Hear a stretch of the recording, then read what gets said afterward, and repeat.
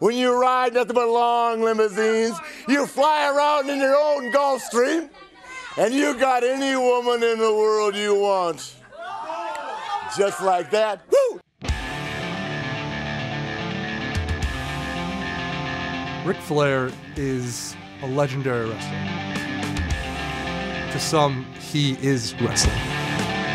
He fought in the biggest matches, he fought some of the toughest opponents out there, and he ended up winning 16 different world championships, which was an incredible feat for pro wrestling. Hey, this is the Nature Boy Ric Flair, that limousine riding, jet flying, kiss stealing, wheeling dealing, and you're watching me on People TV, and I'm having a hard time holding these Ferragamos down. Woo!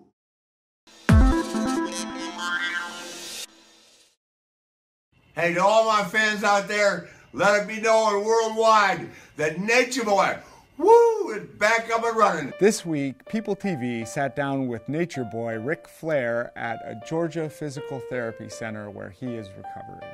He was in a week-long coma due to multiple organ failure, and doctors were actually not sure whether he was going to make it out alive. Unbeknownst to fans, behind the scenes of professional wrestling, many of its stars, including Ric Flair, lead very unhealthy lives.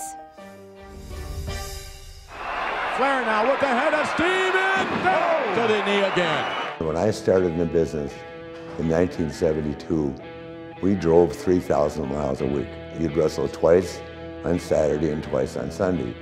So it became natural to drink beer at night. Ric's wild lifestyle wasn't limited to just his excessive drinking. He actually embodied the wild lifestyle that he presented on camera. I wear a $15,000 Rolex! Wrestlers worked hard, and they partied even harder.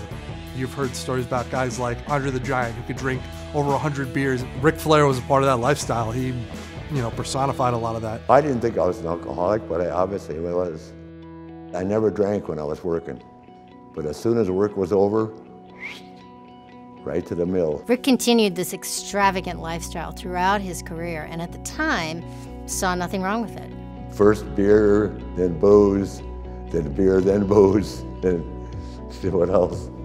Jägermeister, tequila, all the stuff you do when you're young. I don't do that anymore, but I just never stopped. So despite being married 4 different times and having 4 kids, Ric Flair was better known for his promiscuity and his flirting and his gallivanting with women. I'm not changing my lifestyle. I'm 4 or 5 women every day of my life. Ric now is engaged and seems very happy and devoted to his fiancée, Wendy. I met Ric back in the early 90s when I came through Atlanta and they were auditioning for a part on a TV show. I didn't know it was wrestling. So I went out and they were looking for someone who spoke French, and I did. It was Ric, Dusty Rhodes, and I believe Sting in the room. And they said, "Do you know who we are?" And I said, "No." They said, "We love her." So from that moment on, I became Fifi, the French maid, and worked with Ric on a show called Flair for the Gold on WCW. Turn it around for him one time, Fifi. Walk that aisle. They kind of went their separate ways and reconnected about 5 years ago. We started talking on the phone, and he was going through some tough times, going through another divorce. And next thing you know, we met up for a nice dinner, and from that point on, we've been together ever since.